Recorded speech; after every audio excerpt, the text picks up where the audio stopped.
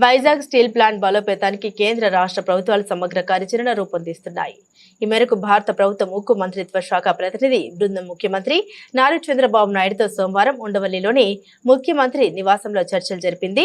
కేంద్రంలోని ఎన్డీఏ ప్రభుత్వం Vizag steel plant బలోపేతానికి ప్యాకేజీని మంజూరు చేసిన తర్వాత తదనంతర పరిణామాలపైన తీసుకోవాల్సిన చర్యలపైన ప్రధానంగా చర్చ జరిగింది. ఈ సమావేశంలో పాల్గొన్న కేంద్ర ఉక్కు శాఖ సహాయ మంత్రి భూపతిరాజు శ్రీనివాస వర్మ రాష్ట్ర ప్రత్యేక రక్షణ దళం ఎస్పీఎఫ్ తో ప్లాంట్కు భద్రత కల్పించడానికి రాష్ట్ర ప్రభుత్వం ముందుకొచ్చినందుకు ఆయన ముఖ్యమంత్రికి కృతజ్ఞతలు తెలిపారు. మరోవైపు స్టీల్ ప్లాంట్ పురోగతిని క్రమం తప్పకుండా సమీక్షించడం, ప్రస్తుతం పనిచేస్తున్న 2 బ్లాస్ట్ ఫర్నేసులతో పాటుగా 3వ ఫర్నేస్ ను కూడా తిరిగి ప్రారంభించడం వంటి అంశాలను ప్రతినిధి బృందంతో ముఖ్యమంత్రి చర్చించారు.